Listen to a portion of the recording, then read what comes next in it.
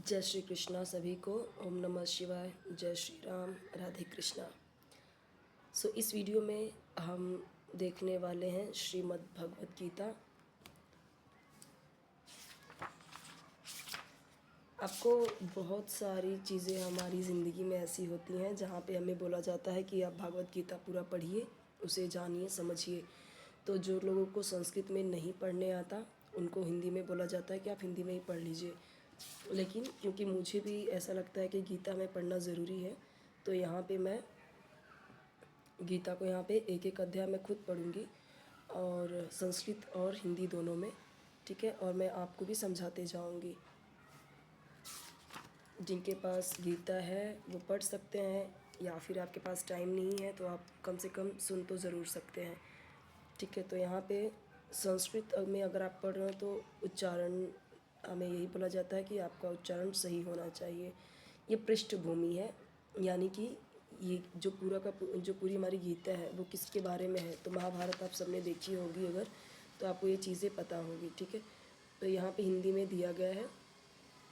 ये कहानी हमें पता है, बट अगर आपको पता नहीं है तो मैं आपको ये पेजेस शो कर रही हूँ, आप यहाँ से देख सकते हो, ठीक है। तो मैं सीधा अध्याय 1 से पढ़ूँगी जहाँ से गीता स्टार्ट हो रहा है। ये तो सिर्फ पृष्ठभूमि है, ठीक है।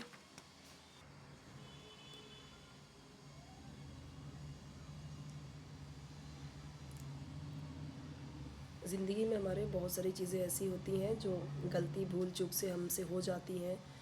तो वो हमारे कर्म हो या हमसे कुछ अपराध हो जाते हैं पूर्व जन्म के कर्म की वजह से या अभी की वजह से, तो हमें ऐसा बोला जाता है कि आप गीता का पाठ करें।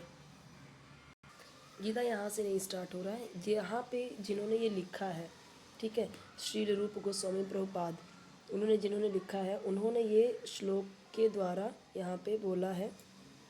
ओम अज्ञान तिमिरांधस् ज्ञानांजन शलाकया चक्षुर्मिलितं येन तस्मै श्री गुरुवे नमः। श्री चैतन्य मनो अभीष्टं स्थापितं येन भूतले स्वयं रूप कदा मह्यं ददाति स्वपदान्तिकम, ठीक है। यानी इन्होंने यहाँ पे बोला है, मैं घोर अज्ञान के अंधकार में उत्पन्न हुआ था और मेरे गुरु ने अपने ज्ञान रूपी प्रकाश से मेरी आंखें खोल दी और मैं उन्हें सादर नमस्कार करता हूँ। श्रील रूप गोस्वामी प्रभुपाद कब मुझे अपने चरण कमलों में शरण प्रदान करेंगे, जिन्होंने इस जगत में भगवान चैतन्य की इच्छा की पूर्ति के लिए प्रचार योजना यानी मिशन की स्थापना की है। ये जिन्होंने लिखा है उन्होंने ये बोला है। वंदे हम श्री गुरु श्रीयुतपद कमलम श्री गुरुन वैष्णवांश श्री रूपम साग्रजातम सहगण रघुनाथ निवितम तम सजीवम साद्वैतम सावधूतम परिजन सहितम कृष्ण चैतन्य देवम श्री राधा कृष्णपादान सहगण ललिता श्री विशाखा मितांश्च। वही यहाँ पे भी है, मैं अपने गुरु के चरण कमलों को तथा समस्त वैष्णवों के चरणों को नमस्कार करता हूँ। मैं श्रील रूप गोस्वामी इन्होंने तथा उनके अग्रज यानी उनके बड़े भाई सनातन गोस्वामी एवं साथ ही रघुनाथ दास, रघुनाथ भट्ट, गोपाल भट्ट एवं श्रील जीव गोस्वामी के चरण कमलों को सादर नमस्कार करता हूँ। मैं भगवान कृष्ण चैतन्य तथा भगवान नित्यानंद के साथ साथ अद्वैत आचार्य गदाधर श्रीवास तथा अन्य पार्षदों को सादर प्रणाम करता हूँ। मैं श्रीमती राधा रानी तथा श्री कृष्ण को श्री ललिता तथा श्री विशाखा सखियों सहित सादर नमस्कार करता हूँ, ठीक है।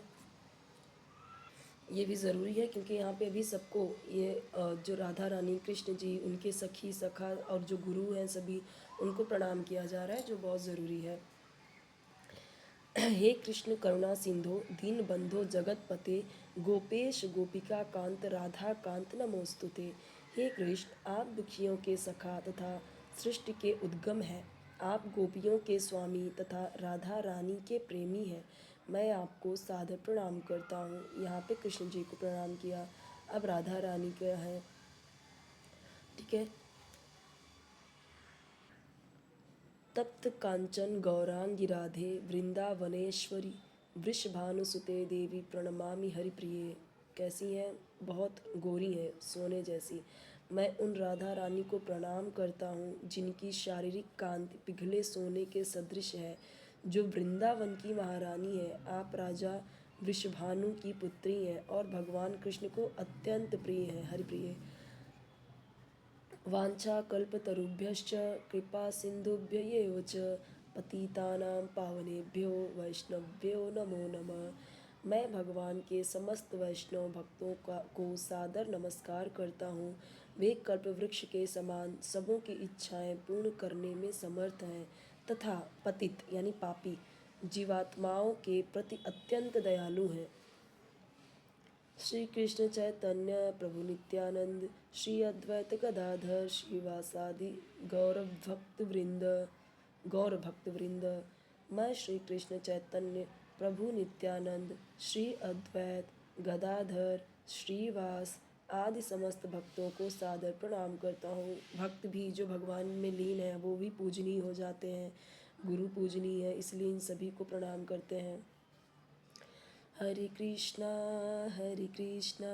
कृष्ण कृष्णा हरे हरे, हरे राम राम राम हरे हरे। अब यहाँ पे देखिए गीता के महात्म्य को बताया गया है, उसके इम्पोर्टेंस को बताया है। जो यहाँ पे कठिन शब्द होंगे, हार्ड वर्ड होंगे, उसे मैं एक्सप्लेन करते जाऊँगी ताकि आपको समझने में ईजी हो। जो भगवत गीता है उसे गीतोपनिषद भी कहा जाता है। जैसे आपको पता है उपनिषद, तो ये क्या है, हमारा गीतोपनिषद है। गीता उपनिषद की श्रेणी में रखा है। यह वैदिक ज्ञान का सार है और वैदिक साहित्य का सर्वाधिक महत्वपूर्ण उपनिषद है। निस्संदेह भगवत गीता पर अंग्रेजी भाषा में अनेक भाष्य प्राप्त है, यानी आप देखोगे तो इसको अलग अलग भाषाओं में लिखा गया है और अंग्रेजी में भी। अतः इसलिए यह प्रश्न किया जा सकता है कि एक अन्य भाषा की क्या आवश्यकता है। इस प्रस्तुत संस्करण का प्रयोजन इस प्रकार बताया जा सकता है। हाल ही में एक अमेरिकी महिला ने मुझसे भगवत गीता के एक अंग्रेजी अनुवाद की संस्तुति चाही। ये जिन्होंने लिखा है ना गीता, उन्होंने ये चीज़ें बताई हैं, यहाँ पे कही है। तो अमेरिका में देखो भगवत गीता के अनेक अंग्रेजी संस्करण प्राप्त हैं, लेकिन जहाँ तक मैंने देखा है केवल अमेरिका में ही नहीं बल्कि भारत में भी कठिनाई से कोई प्रामाणिक संस्करण मिलेगा, यानी प्रामाणिक जो सही हो, जो गीता सही हो। क्योंकि लगभग हर एक संस्करण में भाष्यकर ने भगवत गीता का यथारूप यानी जो वास्तविक है उस यथारूप के मर्म को स्पर्श किए बिना अपने मतों को व्यक्त किया है। अपने मत उसमें ज़्यादा डाले हैं, गीता के मत को कम, यानी गीता का जो यथारूप है, जो वास्तविक रूप है, उसे कम दिखाया है। अब जो भगवत गीता का मर्म है, जो वास्तविक रूप है, वो भगवत गीता में ही व्यक्त है।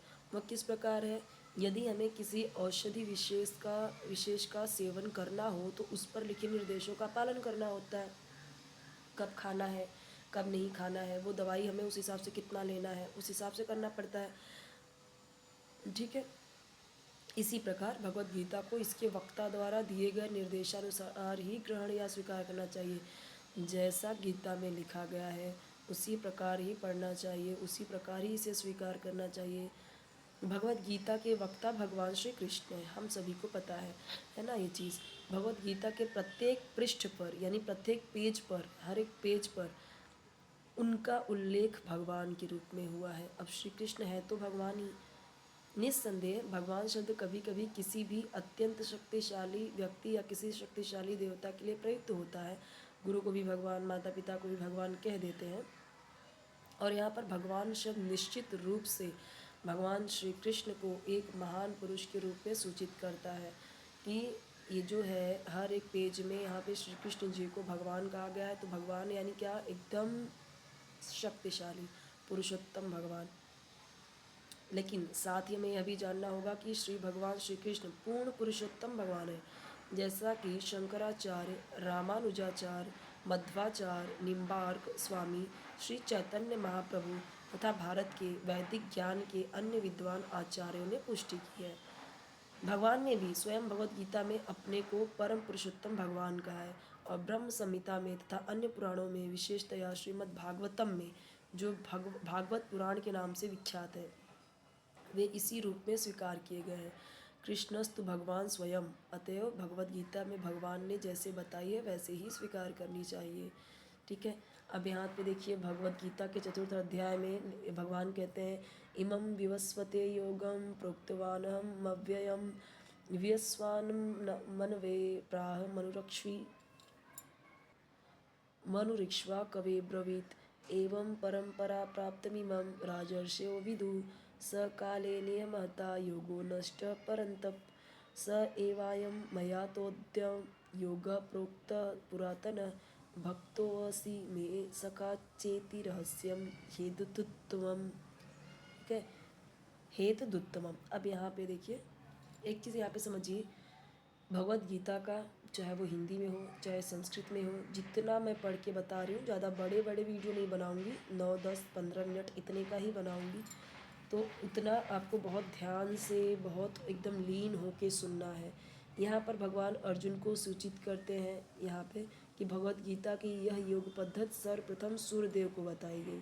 सूर्यदेव ने इसे मनु को बताया और मनु ने इसे इक्ष्वाकु को बताया। इस प्रकार गुरु परंपरा द्वारा यह योग पद्धति एक वक्ता से दूसरे वक्ता तक पहुँचती रही, लेकिन कालांतर में यह छिन्न भिन्न हो गई, मतलब इधर उधर हो गई, रही नहीं गई, सब बिखर गई। फलस्वरूप भगवान को इसे फिर से बताना पड़ रहा है, इस बार अर्जुन को कुरुक्षेत्र के युद्ध स्थल में। ऐसा नहीं कि अर्जुन को ही पहली बार बता रहे हैं, पहले हो चुका है, पर द्वापर युग के लास्ट में आते आते मतलब द्वापर युग में क्या हुआ, ये छिन्न भिन्न हो चुकी थी, तो फिर से उन्होंने अर्जुन को दिया ये चीज़। अब ये जो यहाँ से ये हम देखेंगे नेक्स्ट वीडियो में, थोड़ा थोड़ा ही मैं आपको बता रही हूँ। आपको एक एक लाइन बहुत ध्यान से सुनना है। हमारे पाप को, रोग को, दोष को नष्ट करने में गीता के बारे में अगर आप जानते होंगे या नहीं जानते होंगे तो बस इतना समझ लीजिए कि गीता पढ़ने से आपके रोग, दोष, पाप सब कटते हैं। ठीक है, पूर्व जन्म के जो पाप हैं, इस जन्म के जो पाप हैं, जो हमसे गलती में जाने अनजाने जैसे भी हुई है, ये साक्षात श्री कृष्ण के मुख द्वारा निकली हुई है। तो इससे सिर्फ श्रवण करने से, पढ़ने से हमारे पाप, रोग, दोष नष्ट होंगे। चलिए मान लेते नहीं भी होता है अगर, ठीक है, तो भी इतना समझ के चलिए कि भगवान श्री कृष्ण के श्री मुख से यह है। ठीक है, आप अभी जितने भी पंडित महात्मा जो आप देखोगे, ठाकुर, राधा रानी, किशोरी, राधा वल्लभ, जगन्नाथ, जितने इनके पुजारी हैं वो सब गीता को पढ़ चुके हैं, पढ़ते हैं, उसी के श्लोक आपको बताते हैं, उसी के थ्रू समझाते हैं, उसका पाठ करने के लिए बोलते हैं। आप जिसे भी फॉलो करते हो, बहुत सारे हैं ऋषि मुनि, जैसे ऋषि मुनि तो नहीं कह सकते, जैसे अगर मैं बात करूं कि आजकल के जो सब आचार्य हैं, चाहे प्रेमानंद हैं, अनिरुद्धाचार्य, जितने भी आप देखोगे अभी बहुत सारे लोग हैं जो ये सबका कथा वाचन करते हैं। ठीक है, तो वो सब गीता पे ही कहते हैं। तो गीता ही है सर्वश्रेष्ठ। यहाँ से हम देखेंगे नेक्स्ट वीडियो में।